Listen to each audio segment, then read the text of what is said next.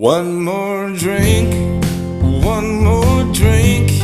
You know in the morning for sure we gon' stink.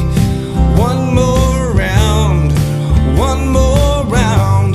It's 5 a.m., you pricks, the barkeep frowned. This is what we do, catch up for a few. We'll riff and talk some shit and then we'll sleep till 2. Talk some shit and then we'll sleep till 2. Hey, folks, here we are. It's One More Drink with Mark and Sam. Good to be back. It's feels like it's been a whole month, but it's only been a week. A lot's been happening, man. It's good to see you. You too. I was just watching the I don't know why. I guess because I missed stand-up and I missed the clubs in New York. I was watching the roast of Rich Voss. Oh my God, that was a great roast. It's on YouTube, and I'm only halfway through because the whole thing is like 6 hours. But Norton murders. So many, yeah, he killed it. Quinn murdered everyone. Florentine had an unbelievable set. I haven't gotten there yet. That's what I keep hearing. He's the breakout. He's the standout, but I haven't gotten there yet. Goddamn. And man, I'm just loving it. Just the camaraderie and the inside jokes. It's bringing me back. Yeah, it's classic. That's a great roast. Check it out on YouTube. Voss is also amazing at the end too. It's great. Woo, I'm excited. But yeah, so much to talk about. First of all, what are you sipping on there, fat man? What am I sipping on? Oh, that looks milky and gay. What is that? It's not what I call it. I go by the White Russian. Oh, classic. AKA the Caucasian. Yes. Little Lebowski mood. You Fuck know, I was reading up on Eagles. this. Fuck the I was reading up on it. It started as the Black Russian, and then they lightened it up. It was like a black drink, and then they became white and stole a lot of the thunder. They should call it the Elvis. Nice. Just don't die on the toilet. So wait, why was it black? Because it was just Kahlua and vodka. They didn't put any cream in it. Oh, well, you know, I guess much like rock and roll, white had to come in and fix it. I'm joking. But white people did invent basketball. All right. But yeah, that's interesting. But why Russian? It's, I guess, vodka. Okay, that makes sense. It was created in Belgium. It has nothing to do with Russian. I don't know why it's called the White Russian or the Black Russian. There you go. The question is the Danish from Denmark? It's another question for another episode. What are you sipping on? I love a White Russian, but again, 2 of them, and you're like, all right. Yeah, I'll let you know. Old fashioned. Ooh, you did the orange peel too. Oh yeah, I threw in a little garnish, not vermouth, bitters, a splash of water, bourbon, ice cube. Yeah, do you do any sugar in there or no? I didn't do it. I don't want the sugar. All right, so it's not really an old fashioned. It's like a bourbon with bitters. Yeah, all right. I guess the sugar though, who needs it? It's. I like it if it's a Manhattan. I feel like because of Mad Men, everyone was like old fashioned because Don Draper's cool as hell. But I'm all about a Manhattan. I like the vermouth, man. Manhattan is a superior drink, I think, for sure. The old fashioned's like I'm going golfing. You know, I'm in Seersucker. I'm at the country club. It's like a mint julep. Yeah, fuck it. Yeah. Dude, speaking of Lebowski, one of my favorite movies. I feel like everybody loves that movie. It's a cult classic. Check out what I got. The movie was based on Frame, baby. Whoa. Wow. Look at that. Howard Hawks. Yeah. The Big Sleep in French. Yeah. Pretty cool. Don't love the movie, but the poster's so cool. I love the book. Old posters are amazing. I don't know why we kind of lost that. Now it's like explosions and The Rock with a gun. Dude. I was all about posters when I was a kid. You ever just go through like Blockbuster and you like swipe poster to poster? Oh, dude, that they even had posters at Walmart. Like, yeah. Remember there was like a poster convention or like a rock club. What do you call those places with like records, posters, black lights? That's why I got this. It's like a place in LA where it's just a record store, but they have classic posters too. So I was in heaven just scrolling through these, man. Yeah, we had one of those in New Orleans called the Mushroom, and it was like a big deal. You could get a new weed pipe, you can get a tie-dye shirt, a chain wallet, you know, shit like that. Weird stuff like brass knuckles, rolling papers, and it was we're going to the mushroom. It was like a big deal. Brass Knuckles. I've been there. That isn't it on it's near Tulane, right? It's right on Broadway. Yeah, right yeah, I've been there. I've been there. Oh, yeah, there you classic. go. Yeah, it's hilarious.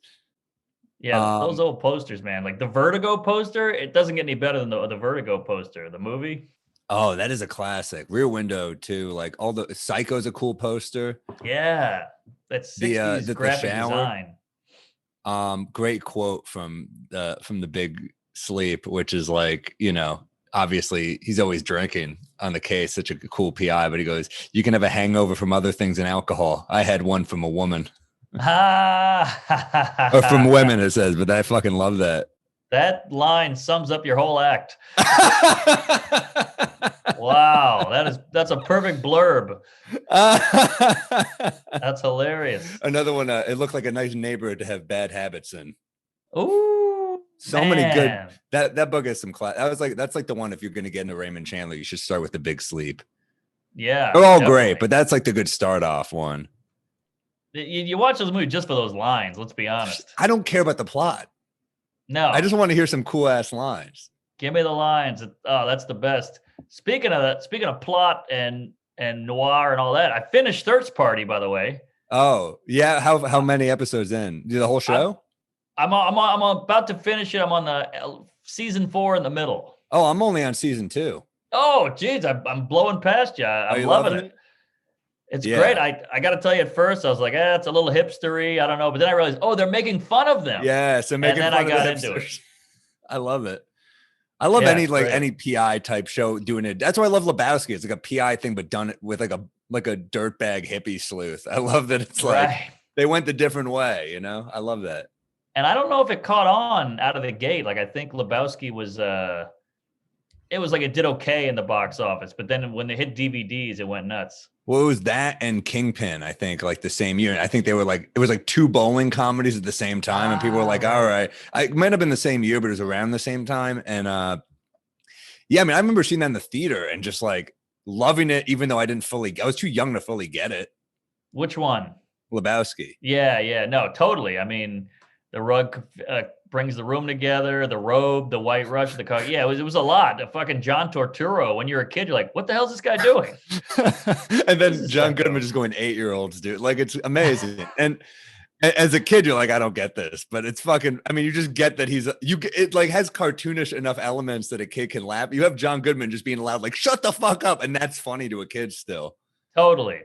Yeah. Shut the fuck up, Donnie. But then the scenes were like, Jeff Bridges is floating to the Bob Dylan song. You're like, incredible. What is? That's complete Coen Brothers. It's going, we're doing what we want. Oh, dude, the Kenny Rogers thing is insane. Yeah. When he gets roofied, oh my God.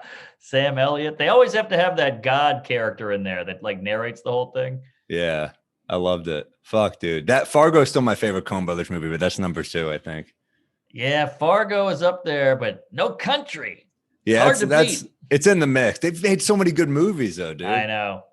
Even their okay movies are like great for some. It's almost like a Carlin special. Even if you don't like the whole thing, there's something in there you can grab. I like True Grit, man. I just like their movies. Love it. Love True Grit. I liked Hudsucker Proxy. I loved. Oh, I never saw that one. That's Paul Newman, right? Oh, dude, it's great. Paul Newman, Tim Robbins. It's all about the guy. It's all about an entrepreneur, and you got to see it. It's great. I got to check it out. Art Deco. Wait, so what are you drinking? Oh, I told you. Oh, you're an old fashioned. I'm sorry. Yeah. That's already hidden me. Sorry. Wow, that's a bad sign early in the episode. I should clarify. I'm going New Orleans bars now. I realize, look, I'm from a town that's covered in dive bars. I might as well. This is my whole childhood, I'm embarrassed, by the way, that just happened.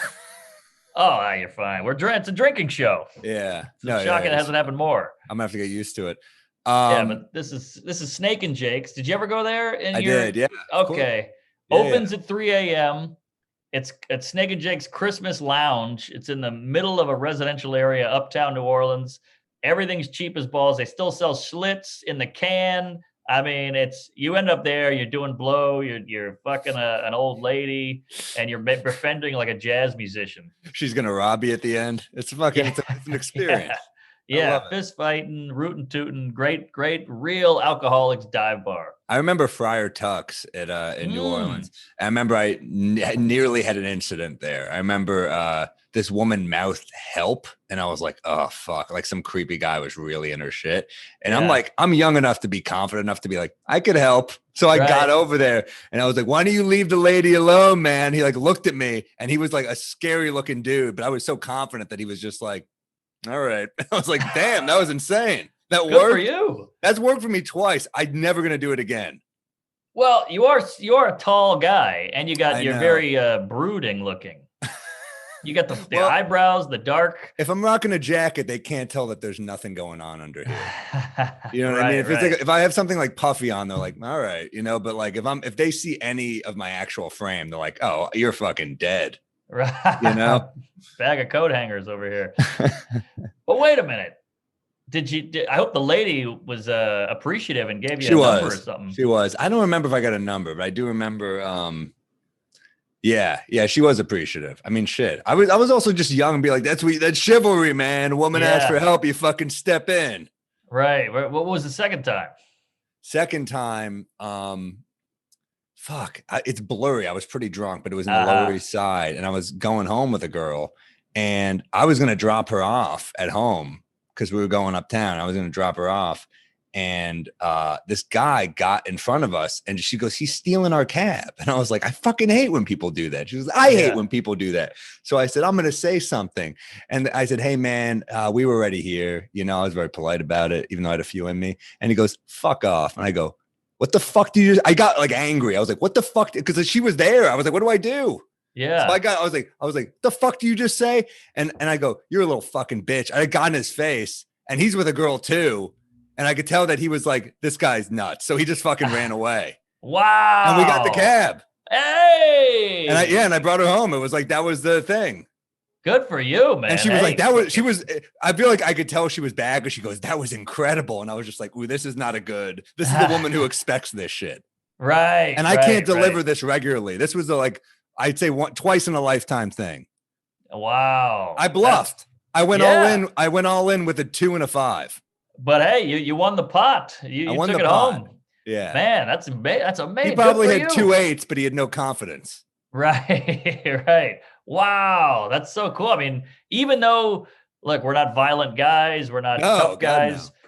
No. I'm drinking a fucking White Russian. Yeah. I remember I was at the Cellar one night. Mike Yard, you know, tough comic, funny dude, but he's tough. I mean, he's been shot. He's like, you know, from East New York. And I remember we're talking about, he ordered a Bailey's Irish cream on the rocks. And I was like, ooh, tough guy. And he goes, I could still kick your ass. And I was like, yes, you can. There's nothing you can say. There's nothing you can say when someone says, I can kick your ass. You're like, that's the end, I guess. Yeah, that's it. Because he probably could. And nobody wants that.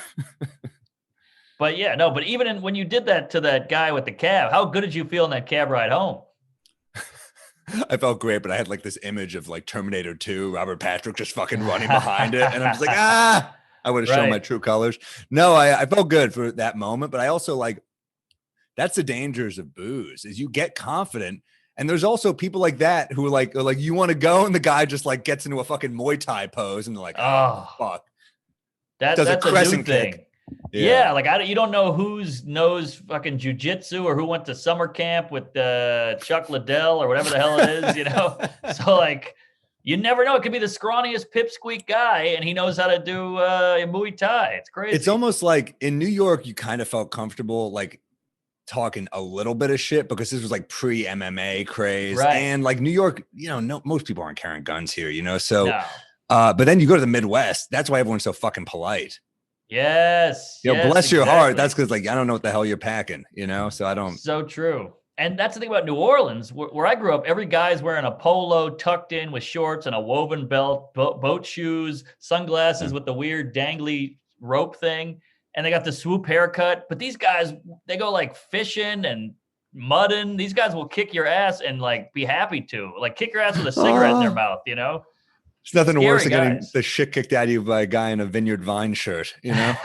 Yeah, exactly. He's drinking a what do you call those? A Sazerac, and he's got a seersucker blazer on, and he beats the fuck out of you.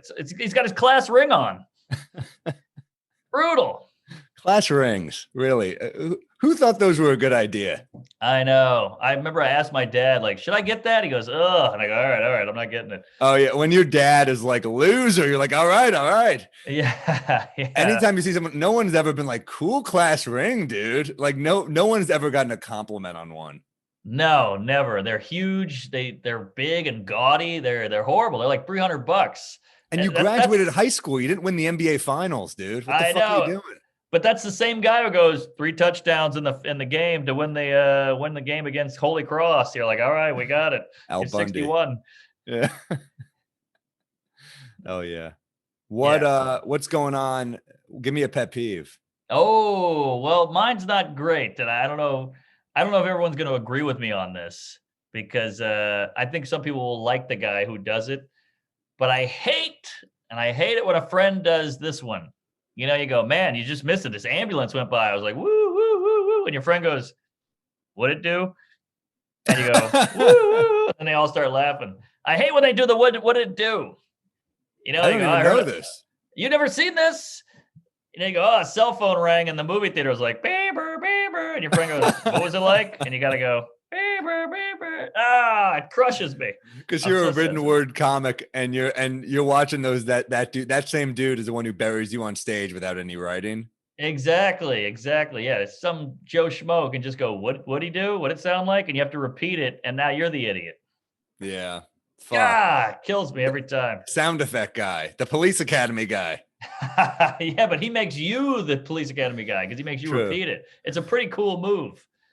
It is a cool. Yeah, I haven't really experienced it, to be honest. Well, I guess I'm trying to paint a picture, so I really up the sound effect, and he nails you on it. I knew it was a bad one, but I just don't know it enough. I'm trying to yes and you, but I don't know it enough. I have an angry one. My pet peeve is all angry. Right, please. So someone took an old bit of mine, and it went like viral. Some fucking British hack did my bit verbatim, and he claims he's never seen it, but it's like literally every word is verbatim. Wait a minute, is this the video game thing? Yeah. I saw some on Twitter about this. Yeah. So okay, it's got like and people just keep resharing it. So it's like one guy posted on TikTok, it's like 4 million views. Another guy posted on TikTok, it's like 4 million views. So it's like millions and millions of views. And then I get worried. I'm like, do people not know that I wrote? Like, I don't want people to think I'm a fucking thief if I, Right. So, this guy, I do some detective work to find this guy, and he's a real prick. He's a real piece of shit. And he's like, oh, they always say the same shit to you when you bust these people. They're like, I've never heard of you. And like, they want to neg you on top of it. They go, I'm not familiar. And I'm like, well, you did it verbatim.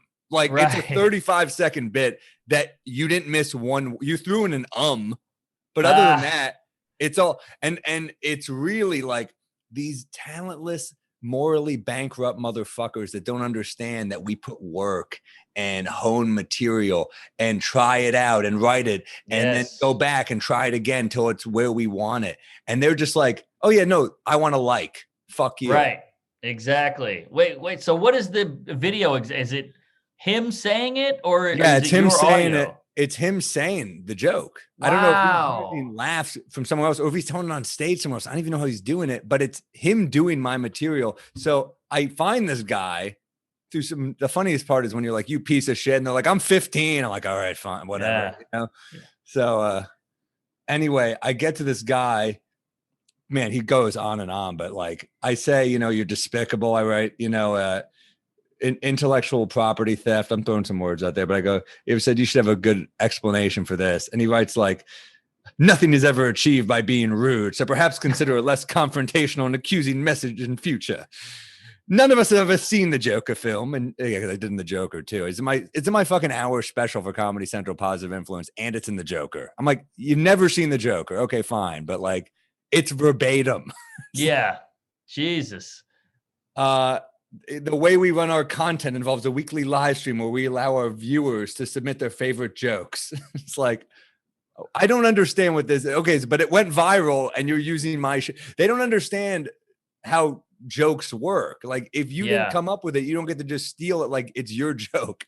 I know. And all you got to say is, I like this comic, Sam Morril, here's his bit. And then it's great. Now it's viral and people hear it. And I'm not trying to shit on all these like Instagram meme guys, because there's people out there like Tank Sinatra who are writing their own shit. Those memes are their own. And if they use someone else, they credit them. Like they're actually putting original content out there. There's good people like Tank. And then there's people like Fuck Jerry or the Fat Jew who are just like morally bankrupt. They're bad people who are just like, I'll make money. I can build up a following doing this. Right. Money. Yeah. Their talent is actually seeing what's funny and then marketing it as if it's theirs. That's their talent, not actually comedic talent or creative talent. But Tank's great, love Tank, but that's the problem with these 15-year-olds is they grew up with the internet, so they just think it's this fucking playground and this grocery store they can pick and choose whatever they want. But it had to come from somewhere, you queefs. Somebody had to write that shit. Yeah, it sucks. And it's like, I try to be good about it. Like when someone takes a photograph of me, I try to find their Instagram handle and credit them. Like people, these are careers for people. So you're stealing their work without crediting them for their work is what you're doing. You know who's really hating this conversation is porn stars. They're like, oh, did people enjoy your shit without paying for it? Welcome to my world, bitch. That's my whole life. I haven't paid for porn in 10 years. Maybe 20. 20? Yeah, I haven't either. But here's the difference between porn and what we do. Anybody can go fuck on screen. You get it in one take, Jake, you're done. We got to rehearse this shit, do the road, write it, replay it, say it again, listen to it, bomb with it, tweak it. So it is a little different. It is funny you say porn stars because I was about to go on this rant in my head. I was like, you know, how like this like-based culture, that dopamine rush has brought up, I think, ugliness in us because especially same with you think of Twitter, how people just pander. Because like, remember when Twitter first started and it was all about like just telling a joke and getting likes. And then it became like, this has got to stop. And you're like 100,000 likes over this has got to stop, you know? So I was going to say like this like-based culture has really brought about like a lack of originality, ugliness, pandering horseshit. Delusion. I'll say one good thing. It's brought a lot of ass pics on Instagram. Nothing wrong with that. Nothing wrong with that. A lot of likes going that way, but for the most part, it's bad. Yeah. Yes. Yeah. They earned those ass pics. They did the squats, or they were born with a gift. But yes, I completely agree. Surgery, maybe they got the implants. All right. Either way, you're really dedicated to your art. You put your body on the line. Yes. Here. And no, I don't follow you or actually like it because I don't want anybody to see my paper trail. But thank you you're doing the Lord's work there, ass lady. But I forgot my point. You got me thinking about fat, juicy asses. Well, what I was going to say is that these people, it's like they're stealing drugs and selling. They're like dealers. They're like drug dealers. And they're like, what did I do? I'm like, well, you're stealing and dealing is what you're doing. Yes, exactly. Oh, yeah. You're right. Jokes. You're so right with the likes, though. It creates this weird thing where that's what people are liking. We'll just go that direction. So integrity is so lost these days. It's just like, oh, I know I've never cared about activism before, but now it's popular, so I'll jump on it. And you're like, then you call them on it. They go, no, I've always cared about this. So you're like, are you lying or are you delusional? Which one is it? And because we haven't changed. We're the same idiots. It's so bad. I mean, we've talked about it a million times, but just the idea of like not being face to face, man, just like putting shit out, like you don't think, and it's not just in terms of cruelty, but it's in terms of like being who, like, was that who you really are behind the keyboard? I think who you really are is around people. Right. But because none of this shit is real. So you become this person on Twitter where it's like, oh, I'm just like, you know, this is how I feel, but it's like, but you're alone with a gadget. Is that really you? Did you think it through? Twitter should have an "Are you sure?" button. Like it should have a send and then "Are you sure?" Yes, I completely agree. You're 100% right. And I've always said that Twitter is like a laser pointer for a cat. We just get all engaged. We get all worked up. The heart rate's going. And then before you know it, you're like, oh, this is nothing. There's nothing here. It's not real. And now you're just climbing the wall because you think there's a red dot on it. It's not even there. I think I like it. I think we're making some interesting points here. Should we shout out the emails? Because people send us a lot of emails. Please. I probably read 50 of them tonight. Oh man! All right, well, you're ahead of me. I should say that our Patreon will be coming out this week, so keep an eye open. Patreon.com/OneMoreDrinkPod. That's Patreon.com/OneMoreDrinkPod, and you can email us at OneMoreDrink with Mark and Sam at gmail.com. And also make sure you subscribe to us on Apple, but there's someone else, I guess, helped this out before we got our producer, Harry, in the mix. And Harry uploaded us. So you can stop doing that. We got someone doing this. So One More Drink with Mark and Sam. That's the one you want, not just One More Drink with Mark and Sam. That's the one you want to subscribe to on Apple. That's us. Here. Wow. Well done. Nailed and leave us a review. Yeah. And thank you for all the emails. I mean, they were sweet and funny and thoughtful. So appreciate you guys, because we know the email address is about 3 pages long. So just typing all that in, we appreciate. You want to do one and then I'll do one? Sure.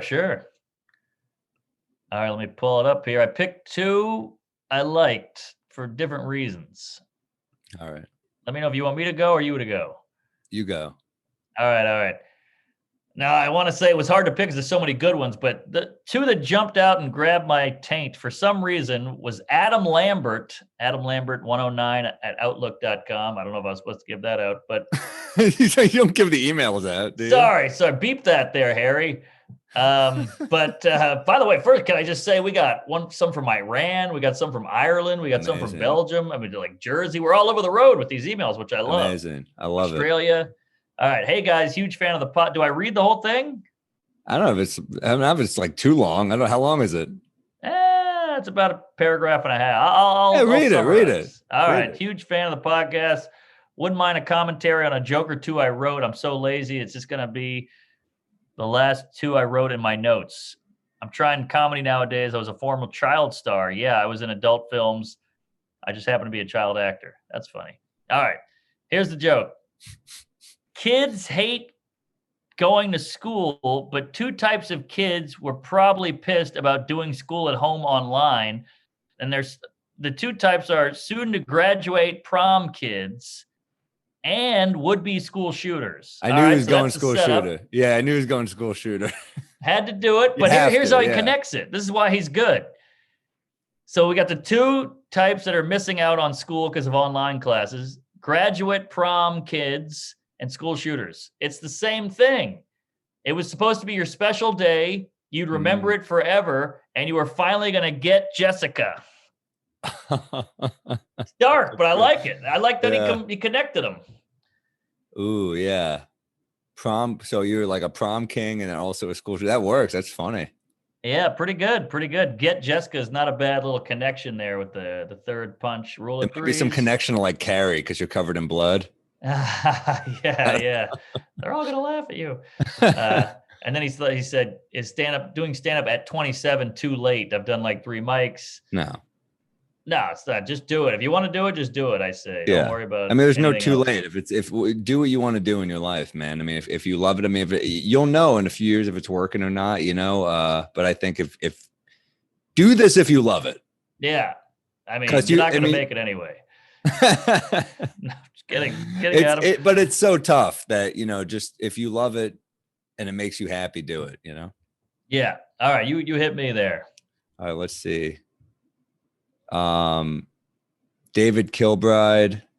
Good morning, gentlemen. I haven't read this one yet. I have a hard time knowing if something's a one-liner or a premise. Here's one. Let me know if it's hacky. Women who participate in gangbangs are the ultimate people pleasers. Oh, I like it. That's fun. Good. Believe it or not, it's tough to Google a gangbang joke to see if it's been done before. I can imagine. Love the show, David. All right, that was nice. Give me another. All right, Dave. Even that tag is funny. It's tough to Google a gang. That's a good tag. Tough to Google a gangbang. Yeah, that's maybe the thing is I Google gangbang and I never finished the rest of the joke. There you go. Something like that. All right, you got that, David? Write that down. All right. This guy, Benjamin Johnson, he gave us some jokes that's just have the beginning, but not the end. But I think there's some stuff here. Fighting sleep is like trying not to come.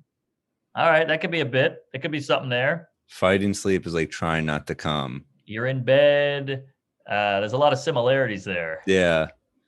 Both of them put you to sleep. I don't know. Fighting sleep is like trying not to come. Yeah, there might be some way, like, especially if you're in a relationship or something like that. Right.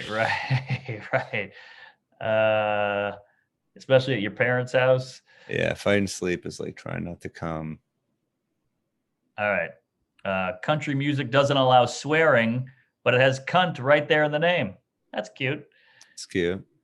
People like to complain about planes taking off late, but have you ever thought about what the world would be like if it was made up of a bunch of people just like you? Most things, including planes, wouldn't even have been developed because we're not even as close to as smart, so we really have no right to complain. Ooh, that's kind of heavy. That's interesting. Yeah, I mean, I definitely, I've had that thought, and then I've also traveled enough to be like, no, I'm right. No, I agree. I mean, it's we take a lot for granted. That's right. Well, it's kind of similar to Louis' bit about everything's great and nobody's happy. He's on the plane. Right. He's like, oh, the plane was 20 minutes late. He's like, oh yeah, then you sit in a chair in the sky. Yeah, it's so true. Yeah, it is amazing. Like, you ever just like, if I'm fucking pissed about a flight, it's more about me like missing a show or something. If it's just right, or if it's like feels like it's the airline being incompetent, I'm never like, well, I could have made this airline. Never. That's never the issue. That's a good point. It's also if like they're like, oh, we oversold our flight. I'm like, well, that's the shit that pisses me off. It's not. It's not really the oh shit, we need to like thaw off the wing or something like that. Right. I get that. It is sad when the things I've said to like make a flight go faster, I'm like, but I'll be fired and the club won't use me again. I've made up all these lies to like somehow think they're gonna be like, all right, we'll start the plane up. I go into like rich white lady mode. The Toledo Funny Bone might bump your weekend. We have a first class ticket right this way. Yeah, exactly. But I sold out a show. I swear to God, I have merch. One more from him, and he said, people would call someone gay for watching trans porn, but it's actually the straightest porn there is. You watch dudes fuck chicks, but trans porn is a hot chick fucking a hot chick. Still a dick, but no man face. I think regular porn is gayer. Here's my rebuttal. My rebuttal is the dick is so that I have like it's like a video game. I'm like, that's my dude. That's like, it's like a first person shooter. You're like, and they give you a dude that's better than you. It's like, where it's like Halo or Call of Duty, and you're like jacked. You're like, that's me. That's who I get to be in this scenario. Right. Yeah. I can't picture being a chick with a dick. That's just not me. Good point. Yeah. I don't mean to poo-poo this premise here. I'm just saying that's where I come in. I'm not looking at the dick. I'm not looking at the dick like sweet dick. I'm looking like, all right, that's my character. Ooh, sweet dick is the worst whiskey out there, by the way. But yeah, you're right. That's true. The dick is you. You take that guy's form. That's why interracial porn is tougher, because you're like, that guy's so not me. I'm not worried about the interracial part. I'm worried about I can't fit into that. I can't be that guy. So we need to make our own whiskey and call it Sweet Dick. Yeah, which raises the point. You bring up video game. Here's the bit, Benjamin. This is the bit. Yeah. Avatar for porn. You got your video game guy. You can create a guy with curly hair and a bad stubble and whatever. A shitty voice, and I can graphics aren't good enough. When you ever watching those things and you're just like, because they do those before a porn sometimes. It's like a trailer and you're just like, this is this is Avatar. It's not, this is the movie Avatar, not an Avatar. Right. This is ridiculous. I mean, so, or they have like the woman and she's so fake that you're just like, all right. I mean, at this point, I'm saying this is like adult. Remember Leisure Suit Larry? Remember that? Oh God, do I? Jesus. But I'm saying you can create your own player for a video game. Wouldn't it be cool if you could create your player for a porn? It would. I just think like better. Like I think like when they already have sex robots, if you're in that world, you're gonna be like, I'm gonna take the sex robot. Yeah, that's a good point. And also, there's like Seinfeld porn and Simpsons porn and all this shit. Weird. I was like, oh, this will be awesome. I love Simpsons. It's just you're like, this lady's fucking in green and yellow paint with the Marge wig. What am I doing here? Oh, it's also when they have like the cartoon one. You're like, hell yeah, take it, Miss Krabappel, you fucking whore. Yeah, Lois, Stewie's fucking Lois. Yeah, what are we doing with our lives here? It's too much. It's like, it's too much. far. And it's porn is that's the other thing. We're talking about like the young kids with their likes. Well, what are they going to be like with this porn? It's going to fuck their brains up. I know. It's crazy. I can't even imagine. And look, we played with fire. We're flying too close to the sun, because if you told you at 11 or 12, do you want free porn basically on your computer all day, every day? You'd go, I'd give my left asshole for that. What are you kidding? Yeah. I pay $1 million. See, how could they know? It's crazy. And it's also like, we are flying too close we're flying too close to the stepson is what we're doing.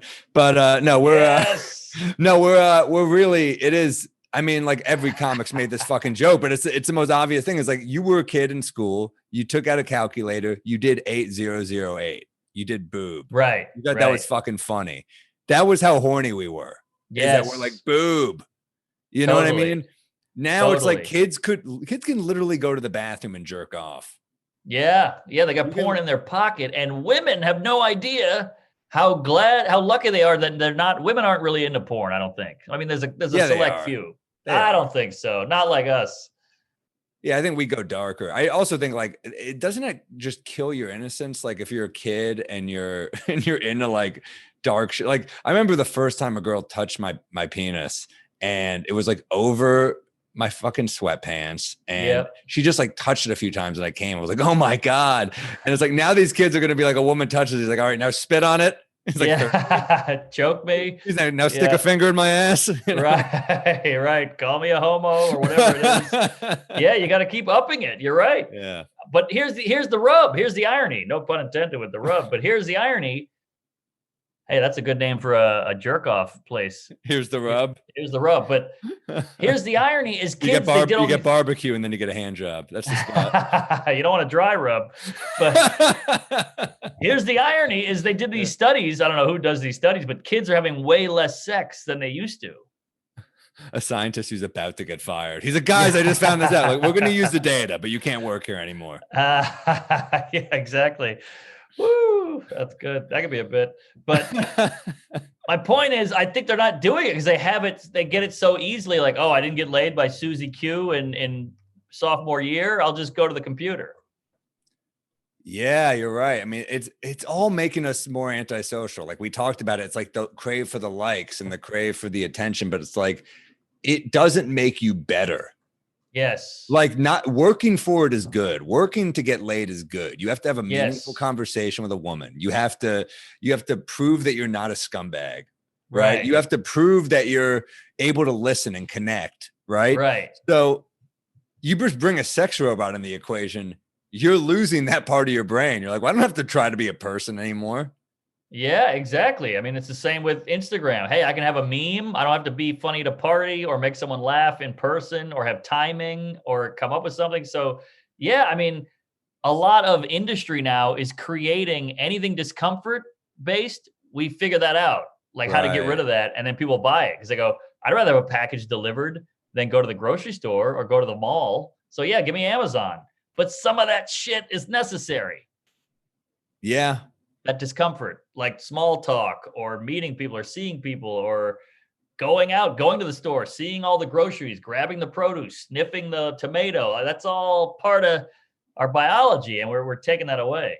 It's a good point. It's also like one of the things where like if we have grandkids first we have to have kids, but if we have grandkids, I mean, I think we're pretty good storytellers. We can tell a tale here or there, as opposed to a regular, compared to a regular civilian here.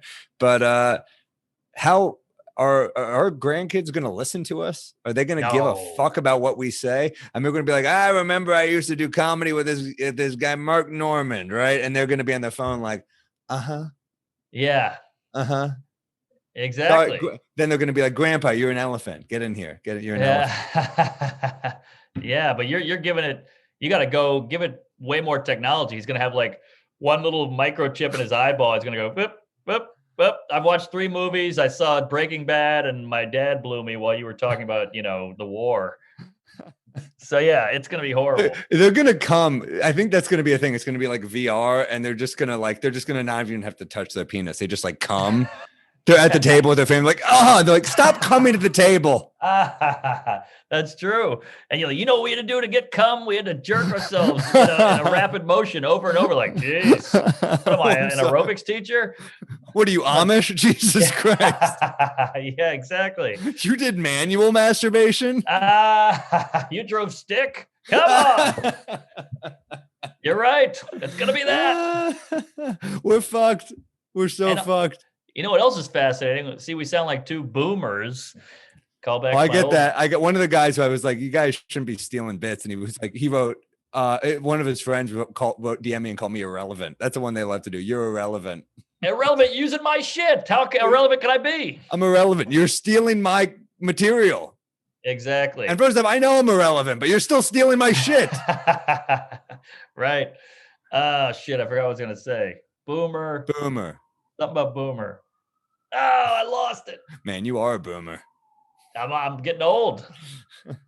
What alcohol. was it? Hold on. It was good. My memory's gone.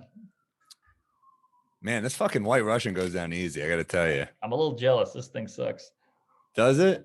Well, you don't even do. You're not making a cocktail. You're just throwing some bitters. What kind of bourbon are you using?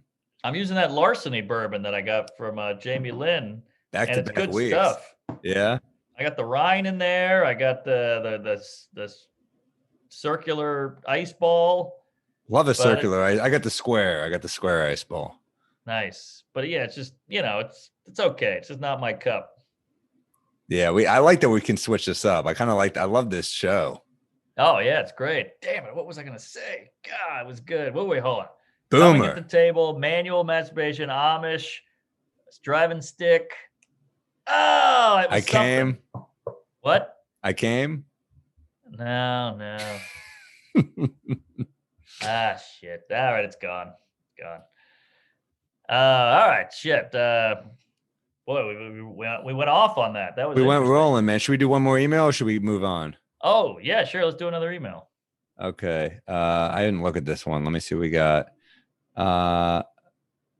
Okay. Hey guys, digging the cast is from Jacob. Thanks, Jacob. One pet peeve: people announcing they're going to say something in a text instead of just saying the thing. I've got something important to tell you, or I have a question for you. And then they're just not saying the thing. Just say the thing. It's like clickbait to get me to respond to the text and make me anxious. That's a good point. Also, good comedy bit idea. I'm not a comic. I mean, there's something there too.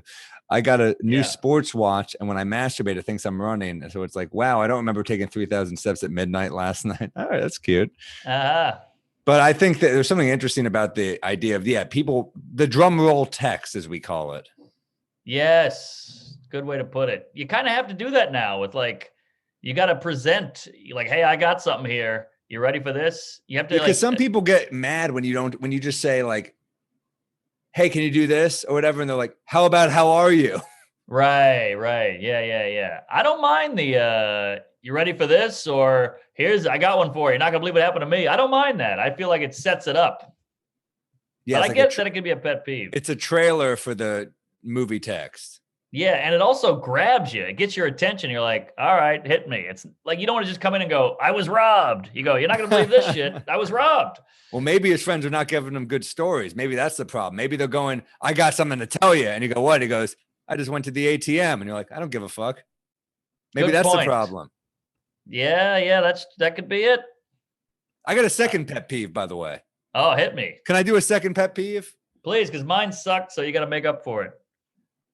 I don't like places not serving breakfast, like places that could serve breakfast all day, just being like, I'm done with breakfast. Like, so I wake up late, so I don't deserve eggs. Interesting. There's a place down the block from me and I love it. I go there all the time.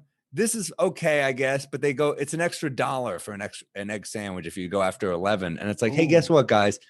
The punishment is I get less daylight. Okay. It's winter. It's dark. Why are you punishing me here? It's a good point. It's only $1, but it's kind of like it's more the message they're sending. The principle, yeah.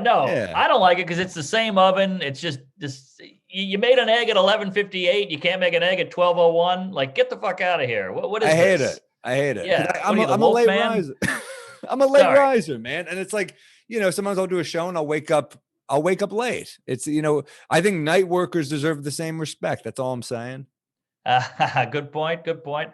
I'll give them the, hey, it's 4. We put the eggs away. We put the hollandaise away. We put the bacon away. I'll give you that. But this dollar thing, that's fucked up because now you're just charging me. You're making a sale off of my sleep schedule. That's fucked up. That's and abuse. Also, that's using you. I'm not asking for hollandaise here. I just want the fucking eggs. Just give me the eggs on some toasted rye, maybe some cheese and avocado. That's my fucking go-to order. That's all I want. A simple egg sandwich. Yeah, no, I feel you. What's your go-to breakfast, by the way? Ooh, I mean, I'm a simple man. I like pancakes, eggs scrambled, sausage, and you do pancakes daily? No. Pancakes. No, but what's like your daily? Are you a breakfast guy or no? Oh, daily. Like you talking about a diner or at my house? Either way. At my house, every day it's oatmeal, blueberry, and peanut butter whipped up in a mug. Love it. Every day with a banana on the side. That's good. It's a good, wholesome, good breakfast. You want to start your day. I never got people like who do a really unhealthy breakfast. I understand for me, waffles or like pancakes, that's a 2 a.m. diner order. That's not a fucking 10 a.m. diner order. I'm not trying to fucking start my day with that shit. Well, who are these people who don't realize that a waffle covered in syrup or pancakes or French toast? I mean, you're just eating birthday cake at 9 a.m. That's all that is. But they disguise it. Even a muffin is just it's basically a cupcake. It's all the same shit. Oh, my grandma used to crush, blueberry muffins. They would be the best thing you ever eat in your life. Look, I love them. I love them to death, but they're just eating this horrible sweets in the morning and they call it breakfast. So it's okay.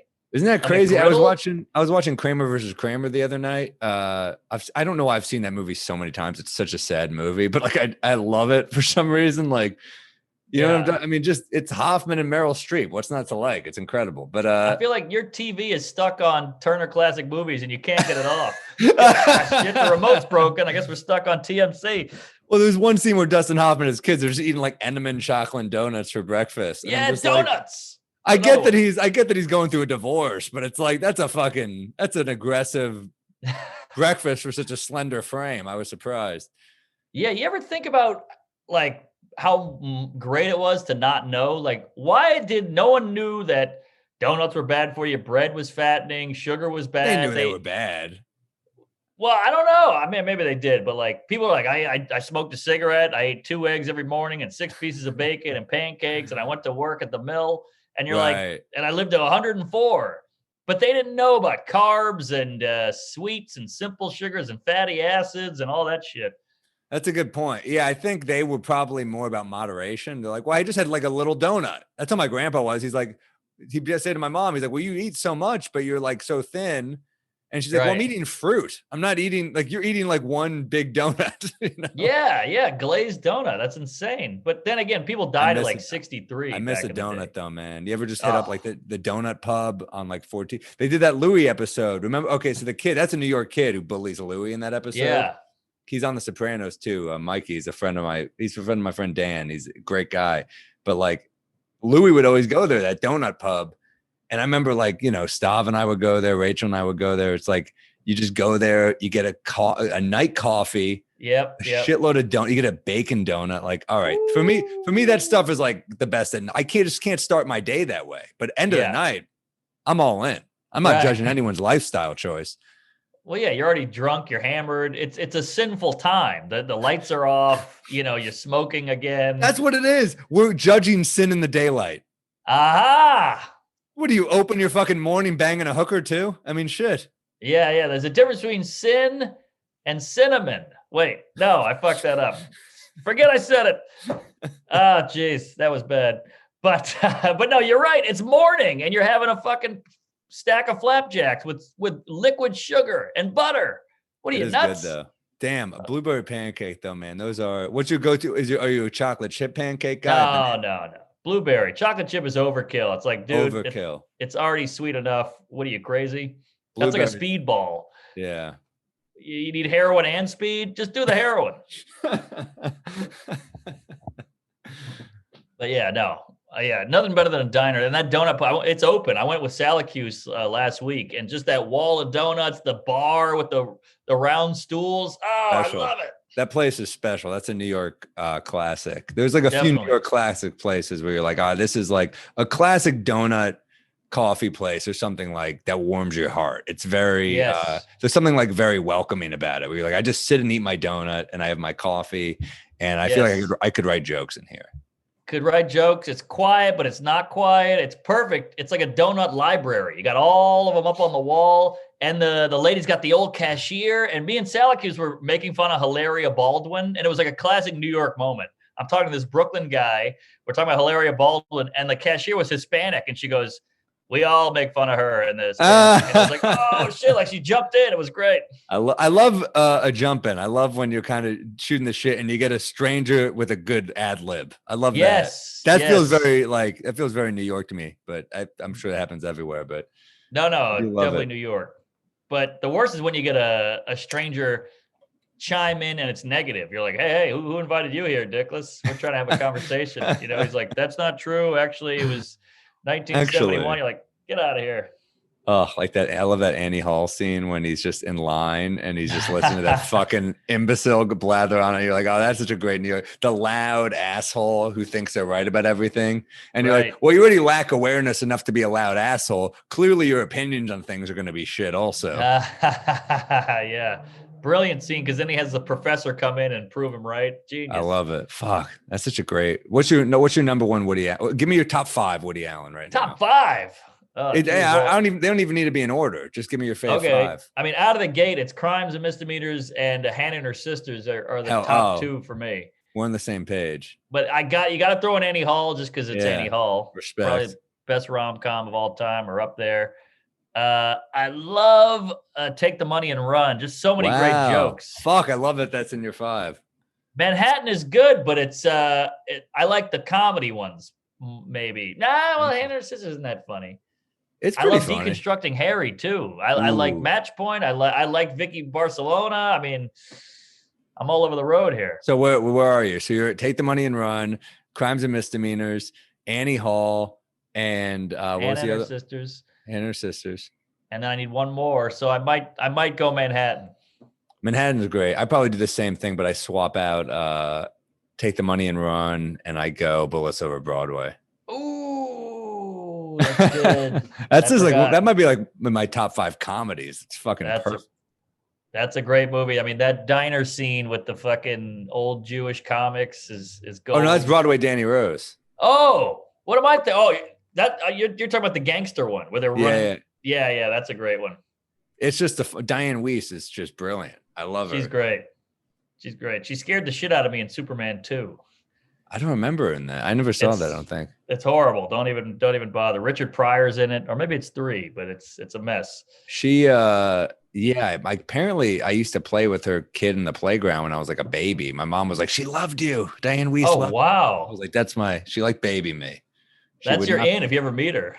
I used to play with your kid in the playground. Yeah, don't say the age. Just be like, I used to play with your kid yesterday. That is my end, yeah. I was 31. Yeah, what's your rec? Are you going search party this week, or do you have something else? No, you already did that. So my rec is gonna be. So there's this new documentary out on Netflix called The Night Stalker.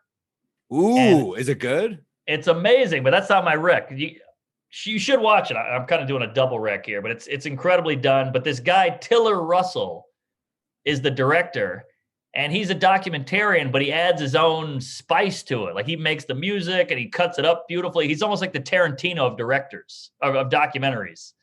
And he did another one called Operation Odessa. Unreal. I mean, watch it tonight if you can. It's on Netflix. The story is so unbelievable. It's all real. It's footage.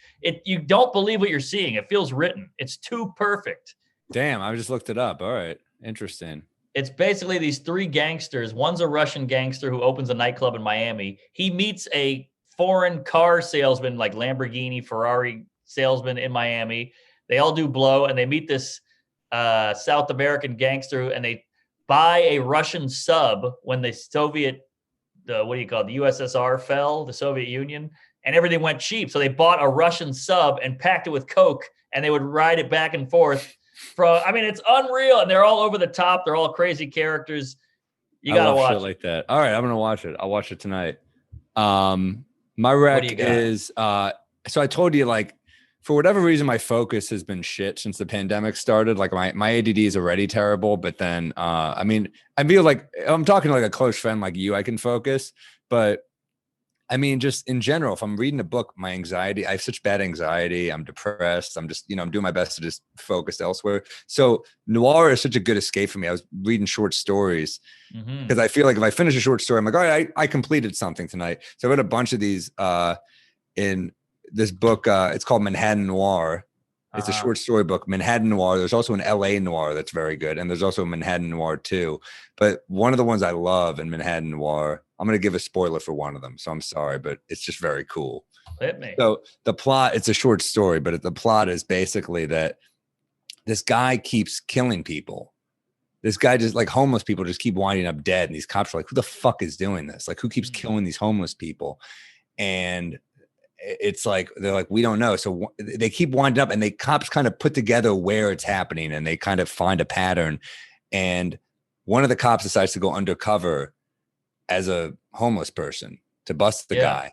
So he finds this guy. He's just laying there, and this guy walks up to him one night and goes, oh, you look like you're not doing well. Do you want a cigarette? And it's like a creepy looking dude, and he's in boat shoes, like a rich asshole. And the cop goes, he's hiding. He's a homeless guy. He basically says, yeah, I'll take a cigarette. And the guy takes out the pack, and he notices when he opens the pack, one of them is the wrong way. And he's just like, and he hands him the one that's going the wrong way. And he goes, you smoked that one. Oh. And he goes, well, what are you talking about? Why? And he goes, I think you should smoke that one. And the guy goes, I don't want to. And he takes out a gun. He goes, smoke that fucking cigarette right now. And the guy is like quivering. And basically he knows that he's poisoning people. He knows that he's poisoning people with a fucking, and the guy starts crying, and he's basically just like, I'm not gonna, like, I feel like I'm helping them. I'm trying to put them out of their misery. They're homeless, and it's this dark shit. And he puts a gun to his fucking head and says, smoke the fucking cigarette, you piece of shit. Cause he's murdering people. And the guy smokes it. And then he takes off his clothes and puts the guy in the homeless clothes. So when they find him, they think it was just another homeless person that was murdered. Whoa, so he's like a vigilante. Yeah. Wow. Fucking cool, though. Isn't that cool? That's super cool. But let me ask you, because you read a lot more of these than I do. Do you think that guy came up with that and said, I got to write a story around this? Or did he come up with the hobo? That's what's so fascinating. I'm not a murder mystery writer. What the fuck I don't know. They write this stuff. I don't know. I mean, like, how do you come up with a bit, right? Yeah, I guess so. But man, maybe I don't. Yeah, maybe I think some of them, I would guess, know the ending and write backward would be my guess, but I have no reason to know that. Because if he wrote anything before that and then came up with that ending, I mean, that would be too impressive. That's a good point. So, I just thought it was such a fucking badass turn. That is a great turn, a great twist. I mean, just to think about the cigarette thing, that's really great. It was badass. I love cool twists. Mm-hmm. All right, how about a news story? Any good news? Oh shit, yeah. Yeah, you go first. I got to pull mine up here. So I got I don't have anything good, but we do have to mention that Phil Spector died. I think that's like big news. Yeah, crazy. That guy's a piece of shit. Murderer. Yeah. Do you like his work or no? Well, he did all the George Harrison stuff, right? I fucking love All Things Must Pass. I mean, one of the best albums of all time. He did all the Wall of Sound shit. Yeah. Yeah, he did the worst Leonard Cohen album. He did Death of a Ladies Man, which is like, the album is dreadful, and Leonard Cohen wanted nothing to do with it. And same with the Ramones. I think the Ramones were also like, fuck you, we want nothing to do with you. But Leonard Cohen was like, I hate this guy. He would like take out guns during recording sessions. I read this in his book. He was like, he would take guns out during recording sessions and be like, and just put it on the table to fuck with them. Like he was a piece of shit. Whoa. But then all these other people, like, he's a genius. But Leonard Cohen, basically when the album was done, he was like, I want nothing to, like, imagine putting out an album being like, I disown this. I want nothing to do with it. But I will say this, throw on the song Death of a Ladies Man. 10-minute track by Leonard Cohen. It's insanely good. Really? The lyrics are just like fucking insane. It's All epic. right. It's almost got like a tune to almost like Man and Me by Bob Dylan, but it's like, but it's 10 minutes and yeah, give it a listen. All right, we'll do Death of a Ladies Man. Yeah, and also the one thing I'll say about this, Veronica, Ronnie Spector is his ex-wife. Phil Spector's ex-wife, Veronica Bennett of the Ronettes. So he made all those like Ronette hits. Yeah. But like that's like the downside of taking a murderer's last name is now she's just Ronnie Spector forever, Yeah. It's like if your last name is like Simpson or like fucking Kennedy or something. Right. If she's like, well, my middle name was Chappaquiddick or something like that. Yeah. Susie 9/11. Wait a minute. Yeah. So what was his genius? I mean, obviously he had great taste and he had a great ear, but like, Jimmy Iovine and all these guys, they've discovered Metallica. They discovered Dr. Dre and all this shit or whatever it was, this Fleetwood Mac. But what did he do? Okay, so I don't know music like a lot of so I feel almost guilty trying to explain this because people are gonna be like, Sam, you're a fucking idiot. But I think due to my limited understanding of Spector, I think it was that he was able to combine like almost like darkness in a pop way where he could like bring about, it was like big. Everything was, I think he did Let It Be by the Beatles, but it was like a bigger sound than it would have been. And I think Paul McCartney was also like, fuck you, it should have been less. I think he's another guy who was not thrilled with how it turned out. But yeah, I think he made things sound way bigger. And I think that's probably why Cohn didn't like it. I mean, this was like pre his synthesizer phase, which also was like not my favorite of Leonard Cohen's phases. But I think the shit just sounded big. Yeah. Interesting. Okay. But also he would do it with dark music. But then he also did, I get with like the Ronettes, which isn't dark. Those songs don't seem dark to me, Yeah. I just never know what those guys do. Like I know David Geffen used to go down to the Troubadour, back in the 70s and be like, this guy's going to be it. It was like a young Elton John, But other than that, I don't know what these guys do. So that's interesting that he changed the sound. Yeah. Fascinating. Yeah, no, people that work with him like swear he's a genius. All right. But then you also hear stories like that where they're like, he's a fucking horrible human being. And I mean, clearly he is a horrible human being. He's a murderer. He murdered an innocent woman. He got drunk and then he killed her. He shot her in the head in a chair. And then he went outside and I think he told his driver something like, I think I murdered someone. I mean, he's insane. Whoa. He's an insane person. Jesus. Was he on a date? I think they got drunk and they just went back to his place is the story. Wow. Well, he's got to do everything big. All right. So I don't know if you heard, this is a true story. This sounds like a setup for a joke, and it's a real news story. The wealthy Sweet and Low magnate leaps to death from NYC apartment. And so, I mean, the bits in my head were just ringing like a casino, like a slot machine. The one I went with, I'm not going to sugarcoat it. But the one I went with was after death, we're all equal. Ooh, that's good. Yeah, I think I saw you post that. That's funny. How about sad and high? He had a real sugar crash. But there's so many. But I went with we're all equal, and it got about 200 retweets, so I feel pretty good about it. That's good. That's funny. All right, what do you got? Should we do a bit? Wait, is that your news? Yeah, I feel like we just had to touch on Spector. We're going long anyway. Oh, okay. Let's do it. Should I do a bit or you want to do a bit? Hit me. I got a couple and I want to pick the one I like. I have a thing about how I have like really, I've talked about this. I have such bad ADD. So I think I like women who are emotionally fragile because they keep me engaged. You know what I mean? Like I have a hard time paying attention, but if someone's crying all the time, I'm like, all right, I'm locked in. I get it. It's like someone talks about their day. It doesn't feel urgent, but if someone starts shrieking, I'm like, this seems time sensitive. Right. Yeah. You're watching an action movie. When they're talking, you don't give a shit. But when that car explodes, you're like, all right, I'm paying attention. I'm back in. Yeah. This is speed. This is something like that. Yeah. There's something like that there. Yeah. That's good. Yeah. There's something there. Although watch out, Carmen Lynch has that bit about you ever listening to a story and it's boring, but then there was one good part and you're like, could you repeat that? Could you go back? You have to pretend like you were listening. Oh, okay. But I don't think that's that similar though, is it? Completely different. I'm just saying you don't want to tread in Yeah. that area, but Totally. that's No, good. I won't go there. I love Carmen. She's so Oh yeah, funny. today's her birthday. Believe it or not. Oh shit. Yeah, Yeah. fun fact. If you haven't seen the hilarious Carmen Lynch, give a YouTube search to her Letterman sets. She's a killer. Such smart deadpan jokes. Yeah. And I'm sure she's got albums out there too. So she got an album, I think, that just came out. Check it out. She does. Yeah, a couple Lettermans, an album. She's done a few things. I think she's got a Colbert. She's done it. Yeah, I think like Corden. She's done a ton of shit. Yeah.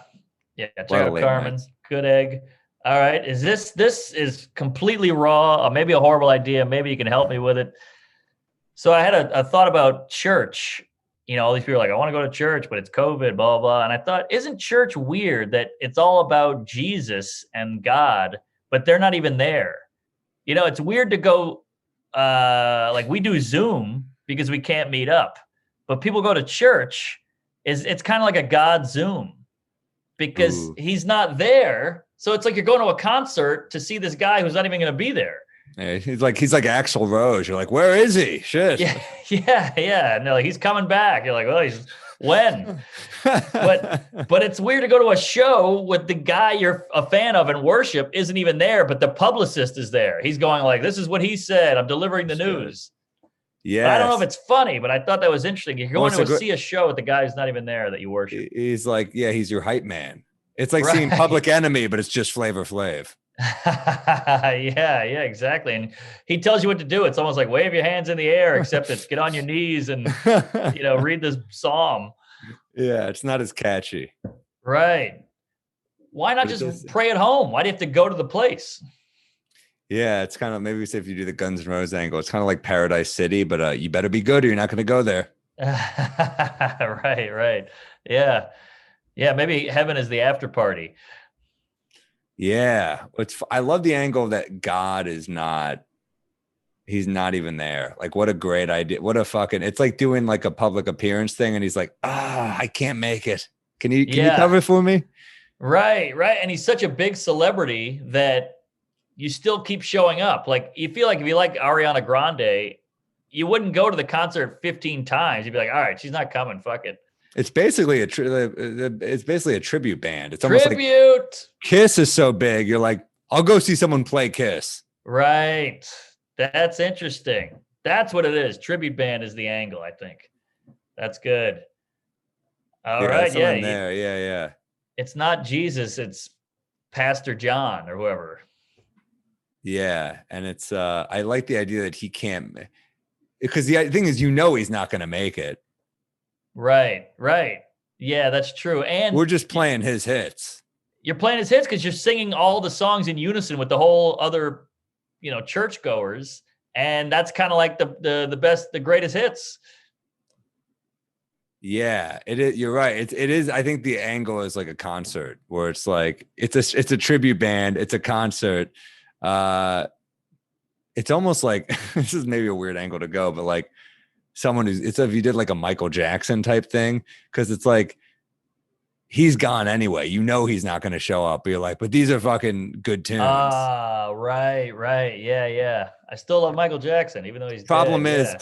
is maybe you go Prince because Michael Jackson's got that guilt connected to it. Well, then you get the kid fucking connection though. That's fucking true. Aha. Michael Jackson, good call. He was more than just kid fuck. Now we're getting somewhere. This is good. I think we got something here. Something there. Well, hold on. Let me think back to your bit.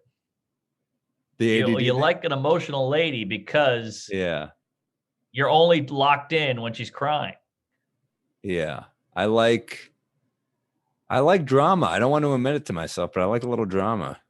All right. I mean, it's almost like I'm watching myself watch a show, and you're like, it's like, what would you rather watch? Fucking Downton Abbey or the fucking Sopranos? You know what I mean? I want shit to happen.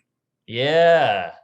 I wonder if there's a parallel with sex. Like, dude, you got a black eye. Like, I need to be hit in bed or I can't get off. And it's the same with a woman. Like, you need to be yelled at or you're not paying attention. Not yelled at. I just need some thing to be roped. And like, fuck, I don't like putting this info on blast here because I don't want to keep attracting that. Yeah, but you're gonna attract it anyway. I mean, that's what you're into.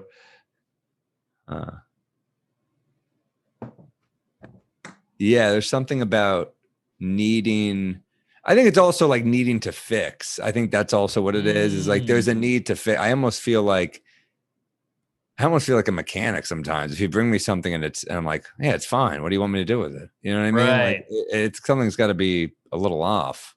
Yeah. It's like you're flipping houses. You want the fix. Well, that's not the intent. I'm not trying to flip it. I'm trying to keep the house. Oh, good point. I think the house is going to leave me. So I got to flip it. Good point. Yeah, cars is better. You want to fix her upper and then you drive the car. But every now and then that oil valve's gonna go down or the gas leak. It could be an apartment because you're kind of like, here's the thing with the apartment is that you could be like, well, you're like, how did I get this deal? And you're like, oof. Then you move in, you're like, the last guy did a number. That's how I did, or something like, right. Or you do something along the lines of like, I always like the idea of like apartments versus like dating apps where it's like the pictures are a lie, but then you get there and you're like, all right, I'll give it a shot. And then like 2 months in, you're just like, the sink doesn't work. The heat doesn't work. The lighting's not good. And then they're like, yeah, I lied. It was a lie. Right. Yeah. Zillow and Tinder are very similar. Street Easy. Yeah. That could be a good prostitute app. Street Easy. I think you're right. The apartment thing could lead into this. Yeah. There's a lot there. I mean, there's a lot to play with. If you want to get married, you could buy. You're renting now, but if you want to make it serious, now you're buying. And your friend's like, "You gonna buy with that? The fucking the pipes aren't even working." You're like, "I know, I'm gonna fix them."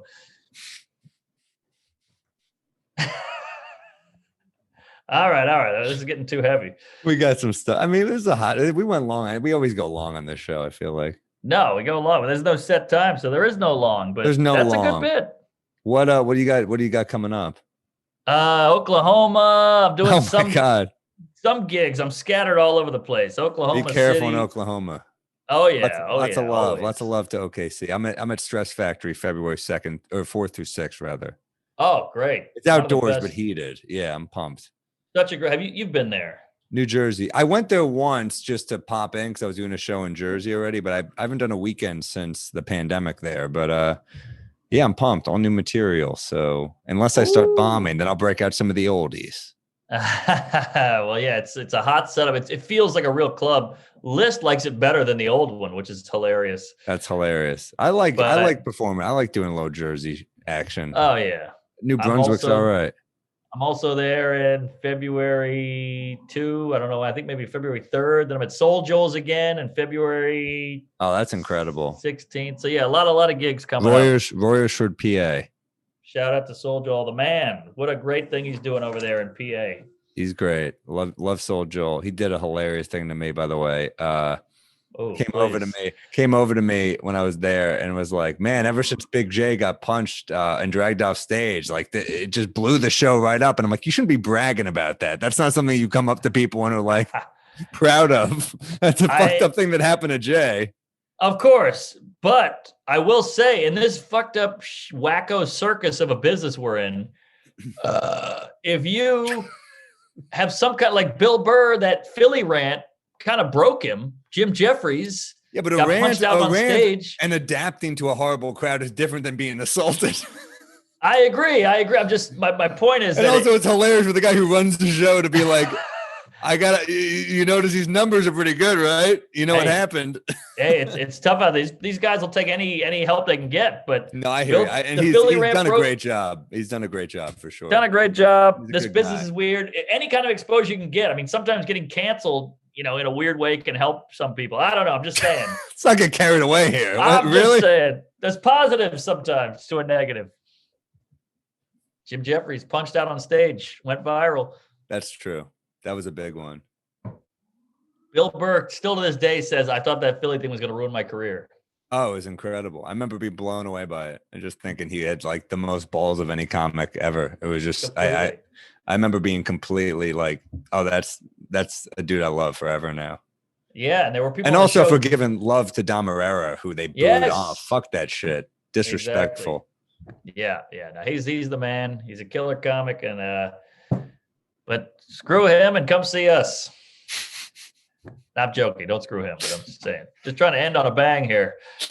No, this has been hot, man. I love doing this. We'll keep it going. And remember to subscribe on Apple.